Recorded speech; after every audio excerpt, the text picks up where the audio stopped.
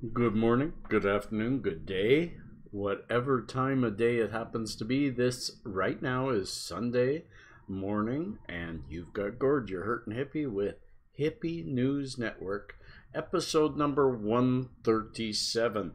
The news where your anchor is baked, but your news is not faked. And today I'm not baked yet, but let's get there. I've got some great stories. Episode 136 you won't find. I'm still going to reserve that number. This is 137. 136, I had to delete that a couple of weeks ago because I had a video on there that was copyright protected, and I went and showed it, and oh well, I didn't get a strike. I just got told to remove it. So friends, first and foremost, as usual, I bring this news to you every second Sunday. Hard to say if 2 weeks from now I'll be bringing again. Hempfest will be in Calgary, and I may be busy at that. Don't know yet. Waiting to find out. So there may be a month between hippie news. There may not. I'm trying my best. I hope you don't mind. And before we get going, we all need to clear the air, to feel a little better. As you know, I've been dealing with some really bad shoulder pain. It's almost better. I'm not trying to exacerbate it though, so we're going to have a little bit of a blueberry lamb's bread. Really, really nice dab of, let's even just show it to you here. Really, really nice wax. Blueberry lamb's bread really tastes like blueberries. It's absolutely fantastic.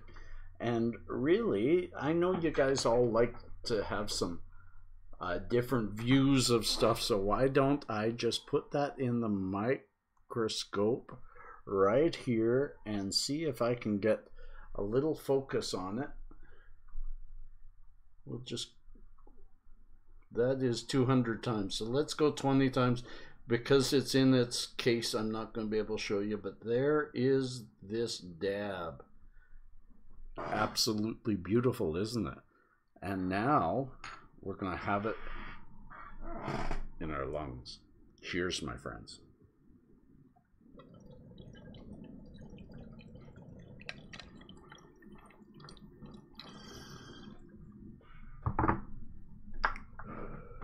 And I also want to share with you, let's get back to just your hippie, share with you Pura Vida Vape, CBD oil tincture. This is a 30 milligram per mil. So that little bit is 30 milligrams. I actually, that's about 15. Drop it down a bit to about 10, and I have some of that with, I'm not going to do it right now because then I can't talk, but this is a great way when you've got those peaks of difficulty from getting maybe a bit too high. This takes it down. I used it yesterday. I really medicated heavy because of bad shoulder pain, and this kept me from kind of having a difficult time with too much THC. Now, let's get moving with this week's stories. Sorry, still getting my words all mixed up, but let's see what I can do. Look at this. Ontario government says recreational cannabis can be smoked wherever tobacco smoking is allowed. As I have said, friends, and I've said this many times, and I'm speaking to most of my Canadian friends, but I'm also speaking to you all over the world, that don't get too upset when rules and regulations during this move away from prohibition become erroneous and weird, because they will get relaxed, and this is proof of it. A Liberal government brought forth all the Ontario's provincial regulations around cannabis, and they were awful, and people were up in arms and screaming and yelling and upset about it. And then along comes a new government, because what happens when your government reaches too far? They don't get elected next time. So now, instead of a liberal government, Ontario has a conservative government that understands the makings of business, the underpinnings of business, and that rights and freedoms need to be expressed in every possible scenario. So let's go down a bit. I'm not going to play the video. That's what got me in trouble last time. Ontario residents will be able to smoke recreational cannabis wherever the smoking of tobacco is permitted. The Progressive Conservative government said Wednesday, loosening rules established by the previous Liberal regime. The government will also not put a cap on the number of pot shops it starts licensing and regulating in the marketplace. They have changed the marketplace from what the Liberals had introduced as being 100% government run all the way down to the storefronts, to now the only thing that the government will run is a online sales. Private enterprise is going to be running the stores and other such access.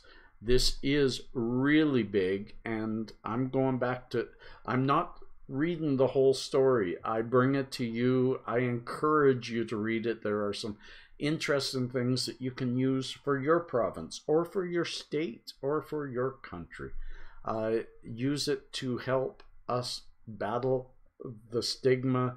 It's ridiculous that something like cannabis should be, it was previously, as this article says, restricted to only smoking inside your home.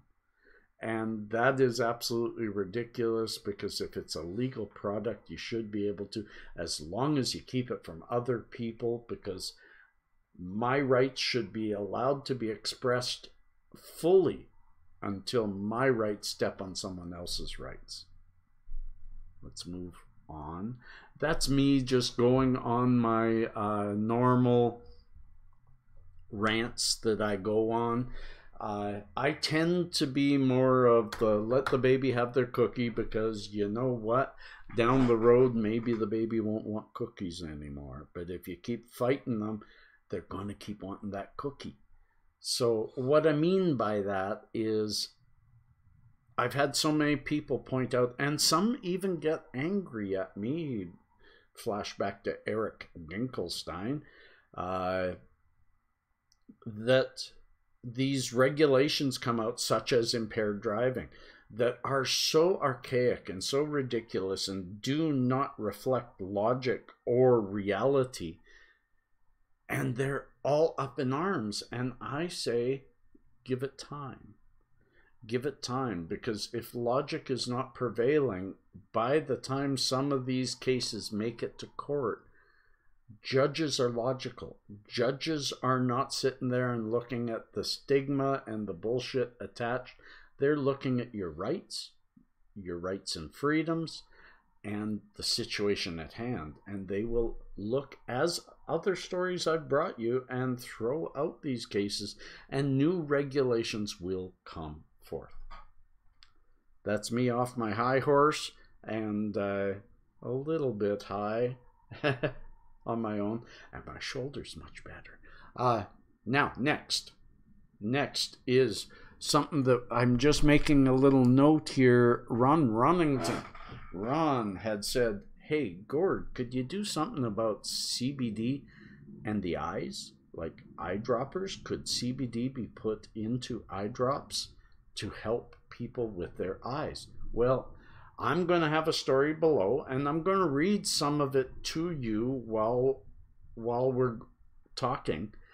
But I just Googled it. I had never thought of it.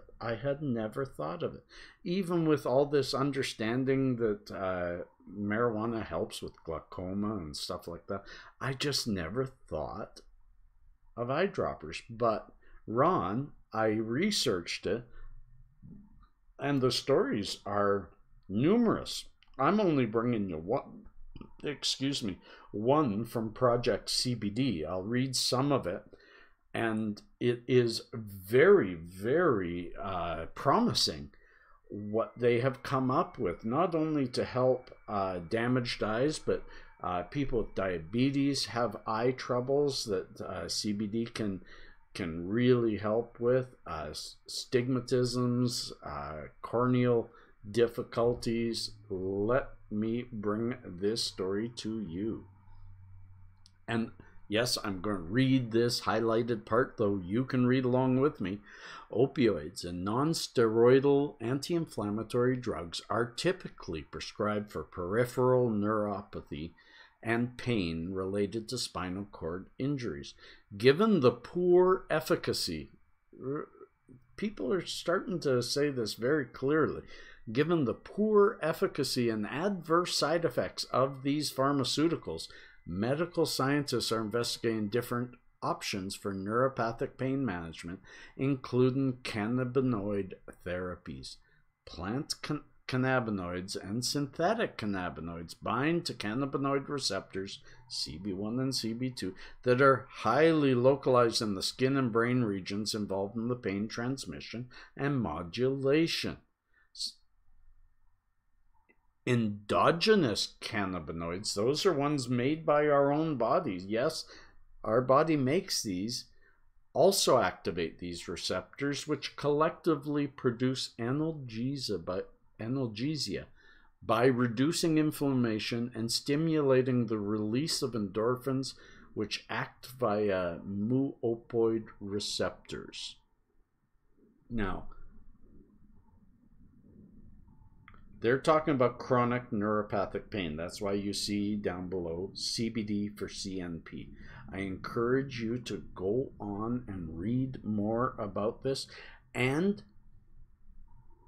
Google it. Google it and read some other stuff. See if it's available in your area. I'd love to know somebody who's tried it. I'm looking for it I haven't found it in Canada yet.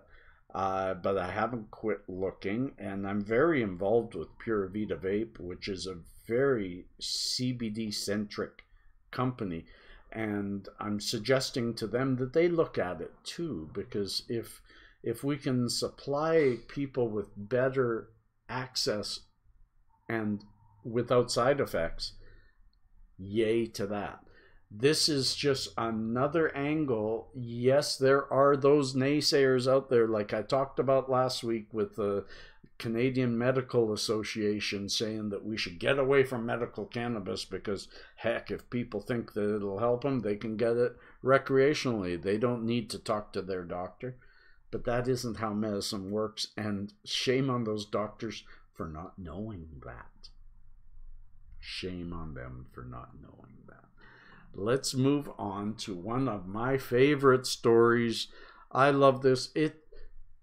I should call this, but I don't give a title to Hippie News, The Fall of the Stigma, because this is yet one more story that I'm going to share with you that says, oh, let's move it that way, that I'm going to say cuts through the stigma related to cannabis and gets to the logic, the underlying logic. And when you get to the underlying logic, none of the stigma makes any sense. I'm going to move up and look at that title. A California judge has ruled that a child can start kindergarten with her medical marijuana in tow. This is a wonderful, wonderful story of how some states have already said, hey, it's a medicine, and if a kid viably needs that medicine to be able to make it through the day, then they should be able to take it with them to school. This is, of course, there's those that go, oh my God, pot in school. No, it isn't. This is about Brooke. She suffers from a rare form of epilepsy called Dravet syndrome. And Dravet syndrome doesn't have, let me go on. causes frequent seizures. To fight this condition, she's given daily doses of a CBD tincture. But in emergency situations when a seizure does occur, because they seldom do under CBD, she is given high doses of THC, cannabis oil, to stop that seizure. While some states, including Colorado, Maine, and New Jersey, have laws that specifically allow students to have medical marijuana on school campuses, California has yet to clarify the issue, considering Proposition 64 prohibits any form of marijuana within 1,000 feet of public schools.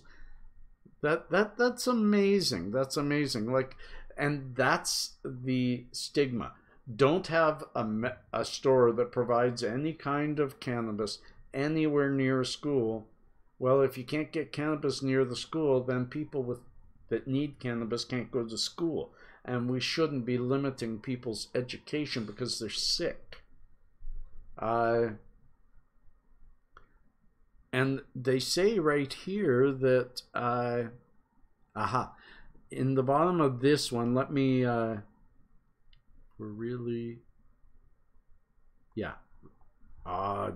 thing. There we go. Let's see if we can get that highlighted and get back to you. I'm new to this. Brooke had her first seizure at only 3.5 months old. Her longest seizure lasted about 3 hours. Imagine your child seizing for 3 hours. She was a little more than a year old when she was issued her medical marijuana card, allowing the family to combat the condition with CBD, the only FDA-approved treatment for Dravet syndrome. Other stuff does not work for that. I know I have followers that have seizures that take other seizure medicine other than CBD or THC, and I am not advocating against that. Whatever treats the seizures needs to be given to that child or adult. It should not matter what it is. Heck, if collecting, I'm not going to get into, let's just say if my child were sick, it wouldn't matter what they need to get better. I will ensure I provide it, and I'll fight any law against it. So we're getting there. We're getting there where the fear and the fear mongering and the marijuana madness bullshit of years and years and years of prohibition are starting to just flail away while we start allowing kids to take this medicine to school, while we start getting people healthier with less side effects, while we start using it to get people off of pharmaceuticals, while we start realizing that our pharmaceutical companies have not done anything to reduce. In fact, they've done things to increase the side effects of their drugs, forcing a population to go much more natural. I will tell you that pharmaceuticals handled my pain and my brain, my mental issues, quite well. The reason I got away from it was the side effects of those things. They turned me into an asshole. They turned me into somebody I was not. They changed my personality, and they hurt my body in many other ways. Does marijuana do as well in relieving my depression? No. In relieving my pain and my stiffness and my arthritic conditions and my spine and my feet? No. But it does a fair job to a good job while not hurting the rest of me and allowing me to be me. Much, much more important. And I'm going on quite a few tangents today. Why? Because I gotta tell you, we have within a couple more weeks, 17 more days, 18 more days, Canada will be legal, stores will be opening all over the place, and the beginning of this next step towards freeing the plant starts. And there's a lot of unknowns. There's a lot. The medical system, which is terribly broken, hasn't even been looked at because of 2 years of talking about recreational use. We need to get back to fighting for better medical connection to these drugs, better research. All that's going to come up. So I brought these few stories to you very specifically because I feel that they go with the theme of the end of the stigma, the end of this bullshit that people... I mean, I saw it in Google one day where a guy saw it. I was going to share it with you, and I've lost the actual story, but somebody had shared Coca-Cola working with cannabis companies to develop an infused drink. And the guy said, oh my God, look at this crap. I wish they'd bring back cocaine into Coke instead of this crap. And I thought, how ignorant are people when they can think that cocaine in a drink is better than providing medicine in the drink? Absolutely ridiculous. So I brought that with you. This last story is kind of a neat and fun story, and I always try to end on something educational. This is a story about terpenes and the rise and fall of terpenes. Terpenes living in the shadow of their big sister of CBD or THC or CBN or CBG or THCA. People seldom talk about terpenes. There was, let me see if there's something here I really want to share. Yeah, I want to share this. 20 years ago, most people who consumed cannabis could tell you very little about it. Let me say that is for sure. And in fact, more than 20 years ago, but I was one of them. I knew very little. They couldn't tell you about cannabinoids or why their marijuana smelled the way it does and tasted the way it does. Most cannabis had no strain name. And if it did, it was just given it to by the dealer. If it looked good and smelled good and made you feel good, it was good. That's the cannabis I grew up with. Now we are heavily involved in the separating of all these chemicals and then bringing them back in different forms and learning more and more about the increasing efficacy, increasing taste, removing taste, changing taste, all that. So with that has come thousands of strain names, and most people don't understand the main difference between strains. The smell, the taste is terpenes. And terpenes are not just produced by cannabis, they're produced by lavender plants. Almost every flower produces terpenes. Many fruits produce terpenes. Myrcene is found in almonds. It's found in mangoes. But what this story, and I encourage you to read it. It's a very short story. I'll go back to me because there's really no quotes I want to take from it. The story starts to tell you what terpenes are. They are the smell and taste of the plant.